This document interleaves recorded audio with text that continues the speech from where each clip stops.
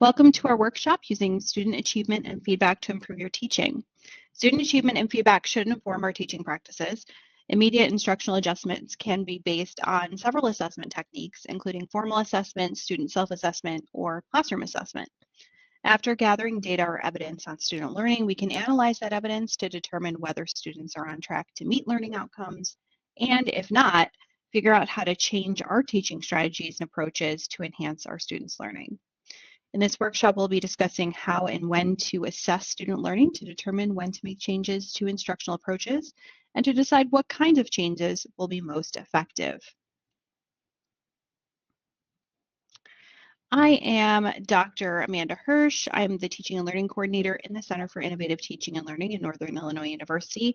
I've been in my current role for almost 5 years now, and I have been teaching college composition and literature for, this is my 16th year of teaching. So that is who I am. Let's find out who everyone else is. So in the text chat, tell us your department or your division, what your role is, and what you hope to get out of this workshop.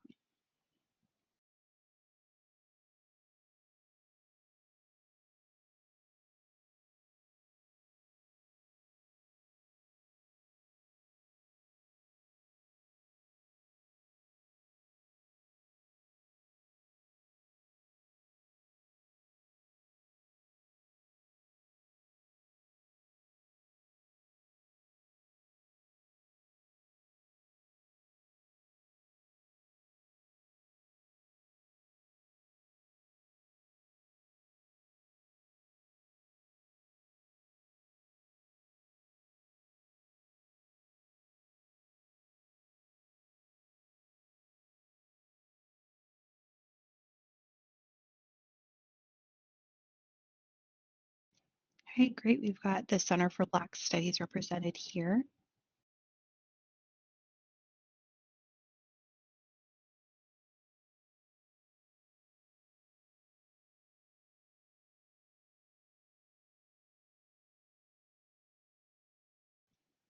And special and early education, great.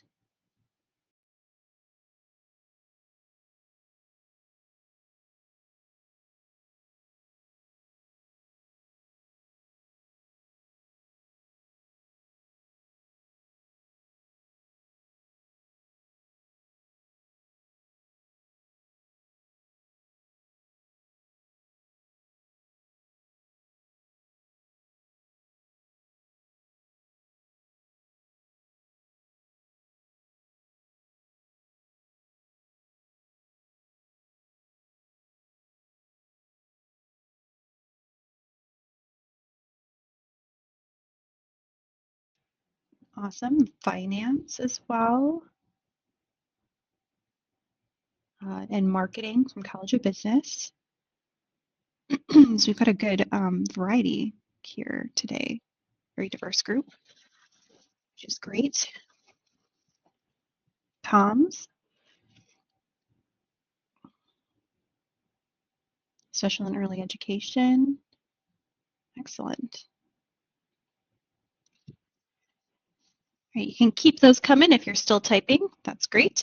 The next thing that I want us to do, chemistry and biochemistry, excellent, is something that I do with my students whenever I'm teaching online synchronously, is I have them share just an emoji in the chat. It's an easy way to check in with students or workshop attendees to find out where everybody's at. So if someone's a little bit quieter in class that day and they shared an emoji that they're having kind of a bad day, maybe I understand that a little bit more and try to engage them in different ways. All right, so we'll share an emoji. Just how are you doing today? I'll share mine, my little clown emoji. It's been a little rough start to the day, spilling some coffee and all that fun stuff. But it's going to be better from here on out, right? Great, nice big smile.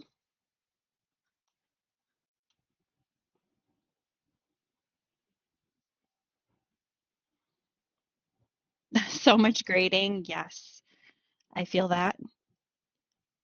It's that time of the year, although I feel like that it's always that time of the year.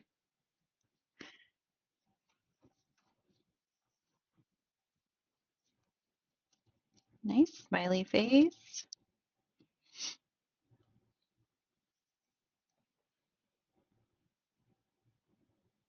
More smiles, great. So we're gonna have a great workshop today.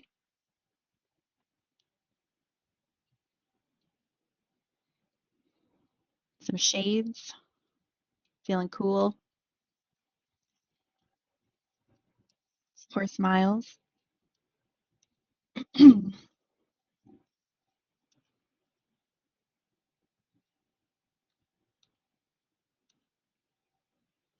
Great.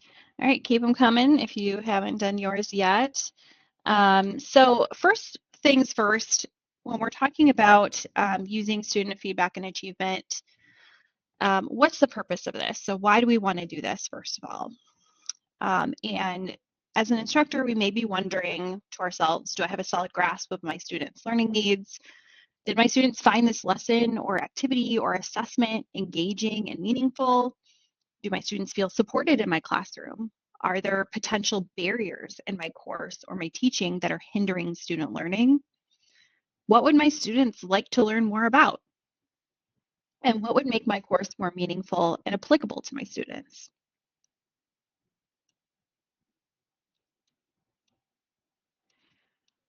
So some of the things that feedback from students and even colleagues can accomplish are that, first of all, it's meant to be informative and helpful, not punitive. It can help us develop meaningful goals for our teaching and students' learning. It assists us in adjusting our teaching approaches based on student outcomes and needs. It engages learners and it fosters communication between students and their faculty, us. It promotes a culture of trust and respect. And it identifies strengths and areas for improvement. Shizu, if you click, there should be a select emoticon next to the bold, italic, underline format. You can click on that and you can pick whichever one you feel represents how you're doing today. So what's the bigger picture? Great. So grading practices vary from discipline to discipline, between course levels, even just among departments, institutions, and even between individual instructors of the same course. Some common strategies for successful grading across the board include just creating clear grading criteria, communicating grading criteria to students, providing constructive feedback, and using effective time management strategies when we're grading. The first step in effective grading is establishing those assessment standards.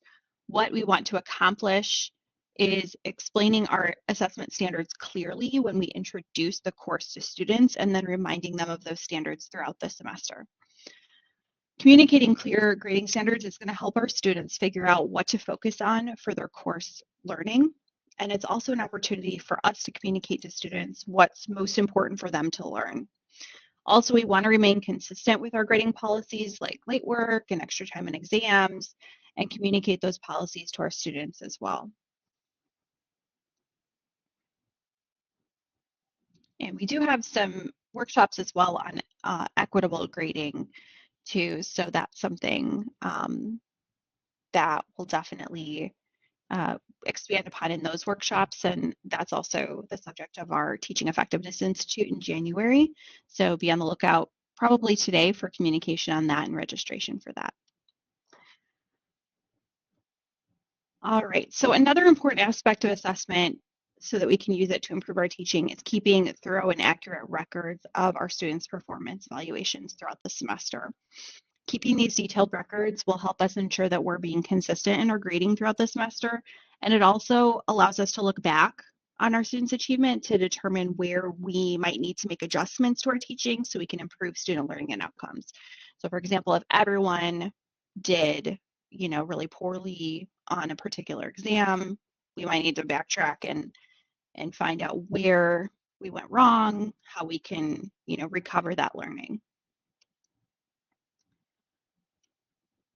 And keeping those detailed records can help us respond to student concerns about their grade performance, but it'll also help us see patterns in student achievement and identify specific problem areas so that we can address them.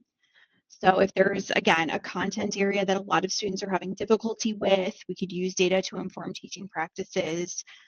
Seeing that information when there's actually time to make changes for our current students is important for student learning and success. So we want to be doing this throughout the semester, but we can also look at the data retrospectively as we plan for the next semester of teaching and look for ways to improve going forward as well. So there are a lot of different feedback approaches, and we'll go over a good number of them here. The first two that we'll talk about are external to the classroom. So not involving students, but involving others in the process of observing our teaching. So one option is observation by a colleague. This is peer observation. Having another instructor sit in on a class period, it could be a really great resource for feedback. And as an observer, that colleague can help us understand the dynamics in the classroom from an outside perspective. Peer observations when a teacher observes another teacher to develop and improve their classroom practice. And a peer can be any colleague willing to support you. And you can make it a reciprocal arrangement. So you can help each other. You can sit in on their classroom and give them feedback, and then they can sit in on yours. And that kind of levels the playing field too. Your colleague could be from a different department or the same department. They could have recently joined teaching. They could be a member of CITL. They could be a member of administration who isn't directly involved in your tenure promotion or reappointment. Peer observation is generally a two-way process that can benefit both the observer and the observed, and the goal is improving both teaching and learning. So by observing one of their peers teaching a lesson, the observer builds on their current knowledge and ideas through teaching. And then by being observed, an instructor gains valuable feedback about their students' learning experience. Peer observation doesn't only increase knowledge of teaching and learning, it can also increase confidence in teaching or the instructor's self-efficacy. And one way that this can manifest is if the observer is inspired maybe to try something new in their own classroom or come away from an observation feeling that what they're currently doing is in line with good quality teaching and learning. Another influence on teacher confidence and student outcomes is the idea of collective teacher efficacy, which is believing that together instructors can make a positive difference in students' learning. Peer observation can help develop that belief as instructors work together with the knowledge that by improving their teaching practice, they can promote more effective student learning and achievement. So this is a great opportunity to observe, to reflect on our teaching and learning, on what we've experienced and how we can adapt it to better reach our students and help them toward their learning goals. You have another option for getting outside feedback and assistance, and that's our CITL staff, Center for Innovative Teaching and Learning. We offer a lot of options for teaching support, including classroom observations, one-on-one consultations in a multitude of modalities, workshops on specific topics like this one, major events like the Teaching Effective Institutes, one of which is coming up in January, and online teaching symposium, and so on. So feel free to explore our support options on our website, utilize our services to get the feedback and teaching assistance that you need throughout the year. And our website, I believe, is citl.niu.edu/help is the help section here. So again, and I'll send you some information too, specifically on classroom observations in my follow-up email. All right, so the next part is involving students. So we do want to involve students as well in this process of feedback and instructional improvement. One way that we can do that is through small group instructional diagnoses. So this is kind of a combination of the outside-inside perspective. So with this approach, it's sort of a midterm course evaluation method. It uses an outside facilitator to hold a discussion with students and to provide feedback to the instructor. So it can help us strengthen our communication between faculty and students. It offers an opportunity to make course adjustments, and it also helps with the development of ideas for strengthening a course.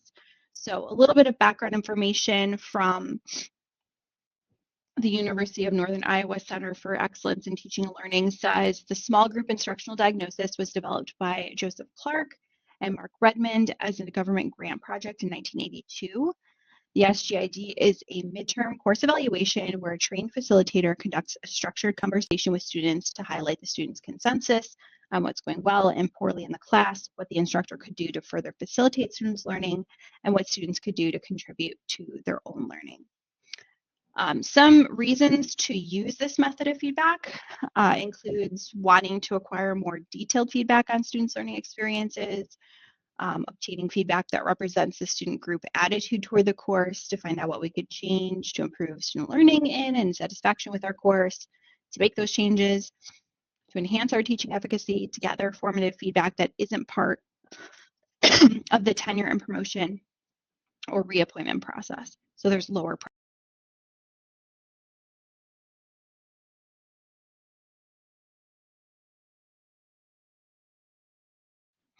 Sorry about that. In her book, Student Ratings of Instruction, Recognizing Effective Teaching, Neera Hataba reports the following. Cohen performed a meta-analysis of 17 studies that examined effects of midterm evaluation on improving teaching. He found that receiving feedback from student ratings administered during the first half of the term was positively related to improving teaching as measured by student ratings at the end of the term. Similarly, Murray showed that midterm feedback with ratings of specific behaviors led to specific improvement of classroom teaching, as indicated by significantly higher ratings of overall teaching at the end of term. And Murray concluded that under the right conditions, midterm feedback on specific teaching behaviors could significantly improve teaching. So this type of feedback session generally involves the use of small group discussions with students that cover the strengths of the course and what changes they think would help support their learning. One way to work this type of feedback in your classes would be to have someone who'll serve as that outside consultant come into your class early in the semester, arrive at the beginning of the class session, observe the class until there's like 25, 30 minutes left in the session, and then you would turn the class over to the observer and leave the room. The observer would then explain the purpose of the SGID and how it would be conducted. Then they divide the class into small groups with a questionnaire that they'd answer within that group. And then finally, there could be a wider class discussion based on what was discussed in the smaller groups and led by that outside observer or consultant. And then finally, you would debrief with the outside observer or consultant to receive the feedback so that you can make plans for improving your teaching.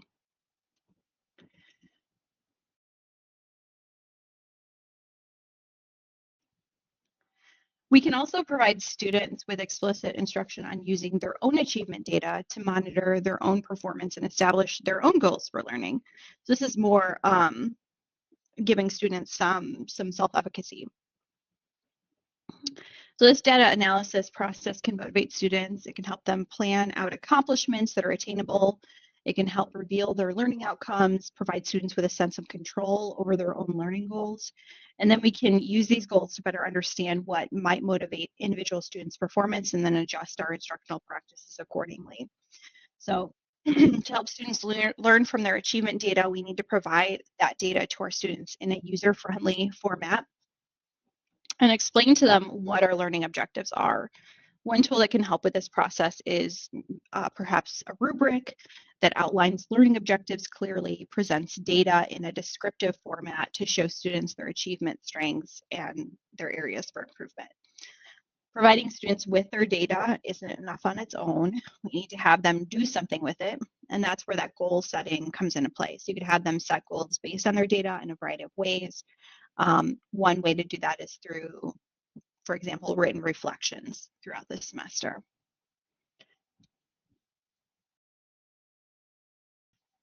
Another option for feedback from students includes open-ended feedback forms. These are open throughout the semester, and they provide students the opportunity to supply you with instructional and learning feedback at any time. To make this feedback practice effective, we want to keep just a few things in mind. First, we want to craft open-ended questions that encourage a diversity of student responses. That'll provide more helpful feedback than just a multiple choice or Likert scale questions. Then we want to make sure that questions are simple, clear, and specific. We want to make it easy as possible for students to understand the kind of feedback we're asking for, and that'll ensure that the feedback we receive is useful to us and actionable. And then before we deploy any feedback method, we want to evaluate why we're asking the questions in the feedback form. What do we hope to learn from student responses to these questions? How can we best gather that feedback? In other words, what questions do we need to ask to get the feedback we need to improve our instructional practices? And then finally, it might be a good idea to ask a colleague or someone in my center in CITL to proofread your questions for clarity, specificity, usefulness, and with an eye towards your instructional goals.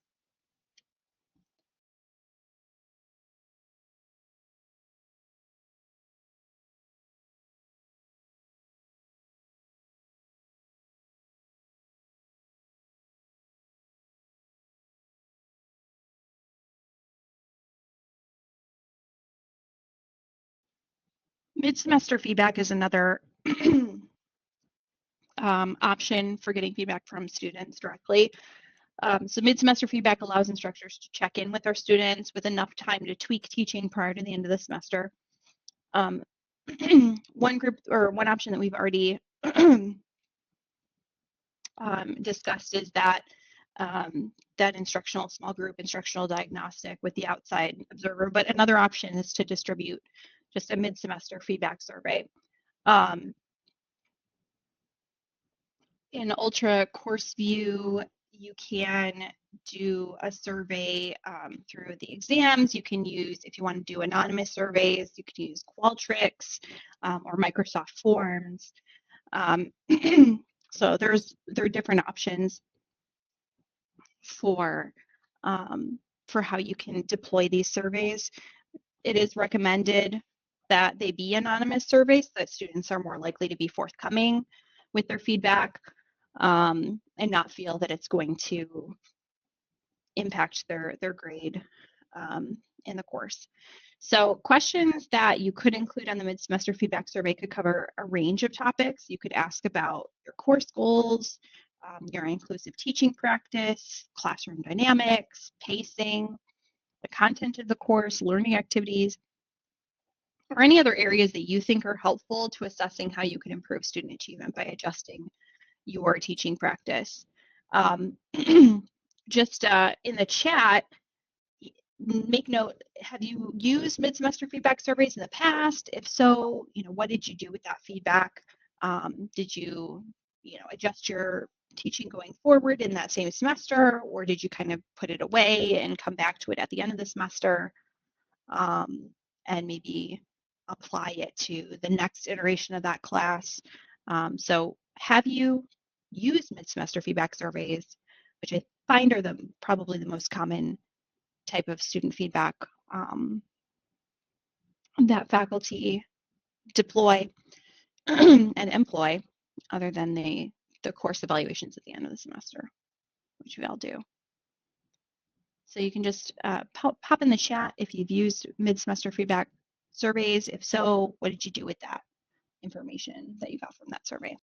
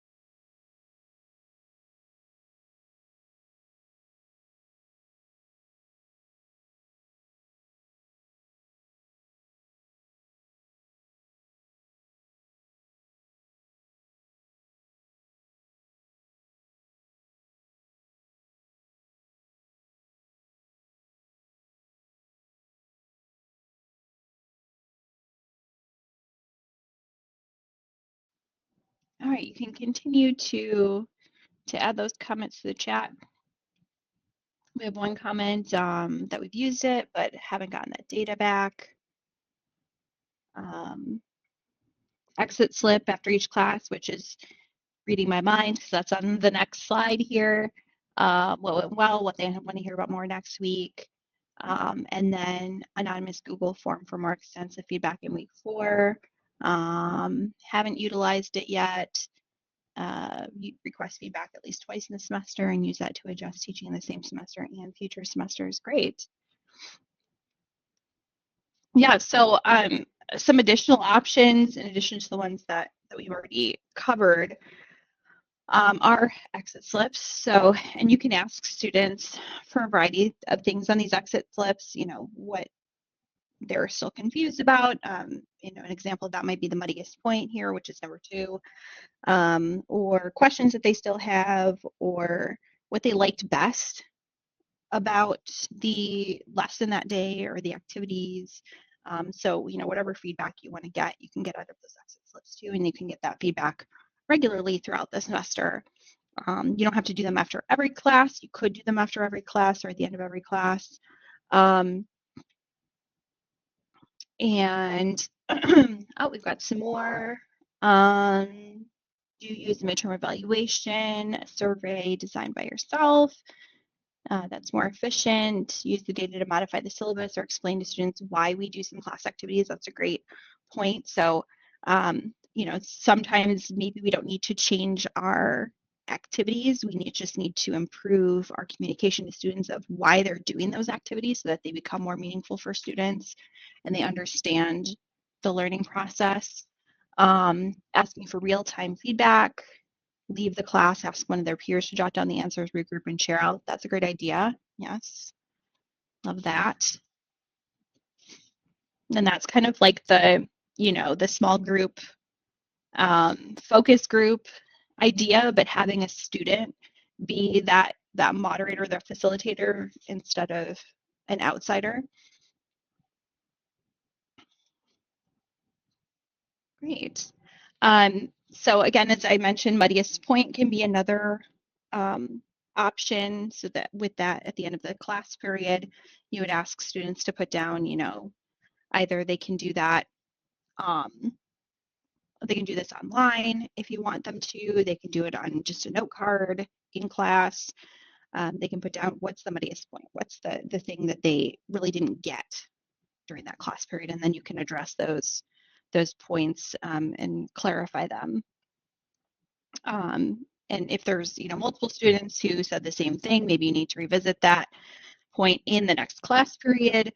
If it's just one student, maybe you just send that one student an email, kind of helping to clarify or inviting them to come to your office or student hours to meet with you so that you can explain that a little bit further to them or explain it in a different way. Another option is specific anonymous surveys. So these would be targeted for specific topics. So you might want to send out a survey on class climate or class culture, or a survey on the learning environment, or specific assessments, or student sense of belonging in your class, or getting some feedback from students on your approachability or your helpfulness, and then making adjustments based on that.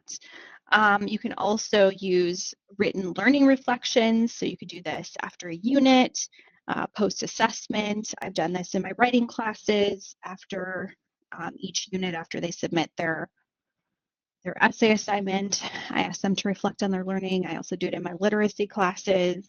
They have a weekly learning reflection. So it, different purposes, but it can help students reflect on their own learning, but also you see by reading those reflections where students might be having some difficulty and where they might be excelling. Are there any others that you can think of or have used other than the ones that you've shared in the chat already?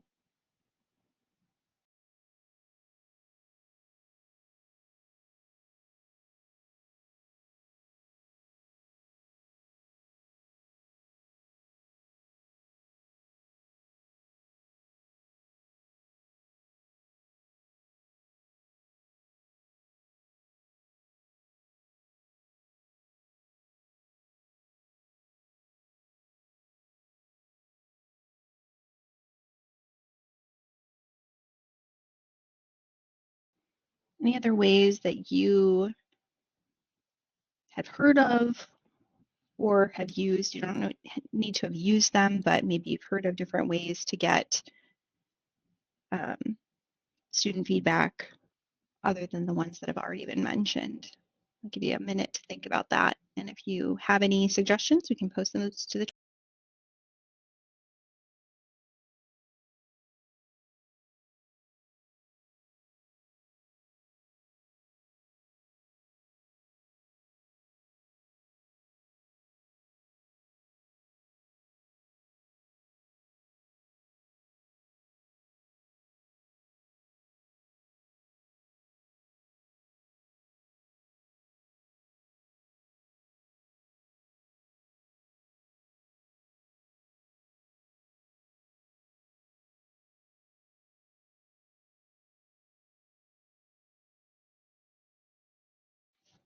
All right, go ahead and think about that and keep your eyes and ears open for any ideas from colleagues too.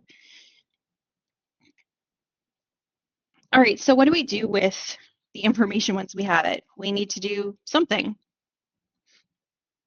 So taking action. Once we've gathered that student achievement and feedback data, we need to actually do something with it. Just gathering that information isn't going to improve student outcomes or their learning experience, and students are probably going to be less likely to participate in subsequent feedback attempts if they don't see that anything has improved or changed based on their previous feedback, or even if we just don't address it in class. So explaining why we're doing things a certain way. So we want to sort through the data. We want to pull out the constructive criticism. We want to create a plan for what changes we can or need to make, and then we want to take that action. Another important piece of the puzzle is actually telling our students what actions we're taking based on their feedback. That shows our students that we value their feedback and that we're actually taking into account what they have to say about their learning experience. It's also a great opportunity to clarify why we have approached teaching and learning in certain ways up until that point, particularly if we're using best practices and we want students to understand why we aren't making certain changes to our teaching practice. So one example of this might be active learning. So students may not want to do active learning. They may just want to sit there and listen to a lecture because they don't have to engage. And so that might be some feedback that you receive. It's feedback that I've received in my classes. And you know, that's an opportunity for us to stop and talk to students about why, you know, maybe they might prefer to be able to sit back and just listen, but why that's not a best practice, why that's not the best way for them to actually learn, and give them some of that information. So it's, again, a great opportunity to clarify why we're approaching our teaching and learning in certain ways, particularly if we're using those best practices and we want them to understand, you know, why maybe we aren't making certain changes. But also it's an opportunity for us to show students, okay, I'm listening to you, you know, this didn't land well, this particular lesson or this activity. Let's switch things up going forward. If you don't like this particular approach, you know, I can still do best practice and approach it in, you know, a different way, or use a different kind of activity, or use an assessment that's more meaningful or that has real world application. So we'll make that adjustment going forward. So rather than just one cycle of instructional improvement, feedback and achievement should inform our instructional improvements continually throughout the semester. And many of you have mentioned that you do that. So we need to adopt a systematic process for collecting and using data at multiple points in the semester. When collecting achievement data about students, we need to interpret that data and develop hypotheses about which factors may be contributing to students' academic performance. Then we need to determine what specific actions we can take to better meet students' learning needs. And we would then implement those changes to our instructional practices. So we would test those hypotheses, and then we'd restart the process of collecting and interpreting new student achievement data to again reevaluate our instructional practices. So since this process is cyclical, you could actually begin at any point in the process. So you could start with your hypothesis first and then follow through to testing out the instructional improvement and then lead into the next cycle of collecting data and so on. And then one final resource or approach for collecting data to improve your teaching would be using self-reflection, like a teaching journal. So we talked about reflection for students, learning reflections, but this is for ourselves. This is a self-reflection for teachers. So a teaching journal can be a useful tool to help us reflect on our teaching and assist us as we work to develop our own personal teaching style. So a few ways that we could use a teaching journal to improve our teaching as we plan our instruction. We could write the goals of a class session and how we plan to reach those goals. If we articulate what we want students to be able to do after a particular class session, it can help us design more effective and relevant learning experiences for our students. And then we can also take a look at those goals and make sure that they align with our course outcomes as well, so that we're ensuring that we're covering course outcomes that are goals for any particular course, class session, are aligning with our course goals, our goals for the course as a whole. Ask TAs to submit teaching journals as they learn. That's great. Immediately after a class session, we can reflect on whether we reached the goals that we set out to accomplish, what worked, what didn't work as well as we'd like, what alternative things could we try next time. Also, we could write down anything that we learned. For example, observations about a particular student, a combination of students in small groups that worked well, something that we learned about ourselves as learning facilitators. And then we could also record any ideas about teaching that we gain from talking to colleagues or from professional development sessions we attend, or by attending workshops on teaching like this one. And directly relating those ideas that we encounter to our own teaching can assist us in becoming more effective teachers. Some resources that I will share with you in a follow-up email include ACU's Effective Practice Framework 5E, which is using student achievement and feedback to improve your teaching. Improve teaching with expert feedback from students. This is from Edutopia, Institute of Education Sciences, using student achievement data to support instructional design making, and the University of Washington Center for Teaching and Learning's Assessing and Improving Teaching. And I'll probably have a few other resources in there as well. One other resource that I'll probably send to is on your teaching practice, teaching philosophy, so how to explore your teaching philosophy, some exercises on that. And then if there's any other resources that you'd like me to send, even discipline-specific resources on feedback, student feedback and achievement, then let me know in the chat and I can also find those resources for you and send those along too. All right, so any questions or any comments?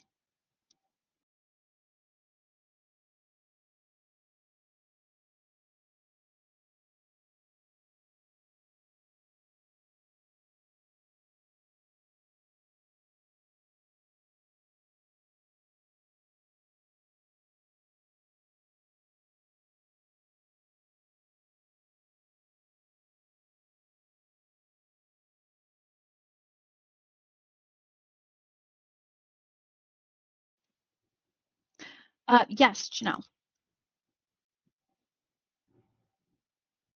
I just added in the chat if you could do like a session maybe on how to modify our syllabus from semester to semester, not in its totality, but just based on the trends that you're seeing that students aren't reading certain chapters, or maybe the reading gets overwhelming at a certain point in the semester.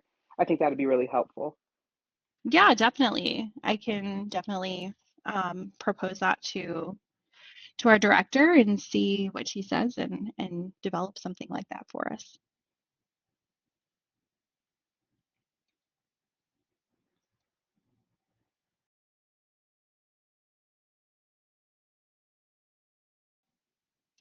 And if anyone else has any topics for workshops that they'd like to see us deliver as well related to this or unrelated to this, please let us know. Post it to the chat, or you can unmute yourself as well.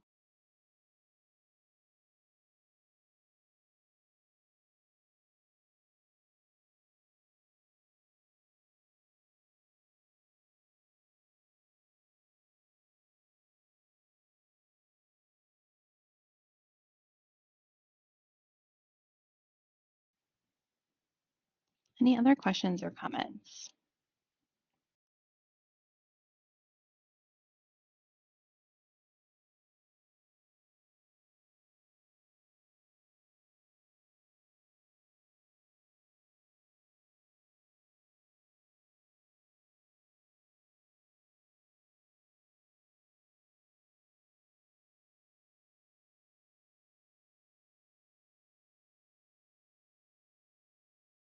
All right, well, if you have anything that you'd like to talk to me about, you can stick around. Otherwise, thank you so much for joining me today to discuss using student achievement and feedback to improve your teaching.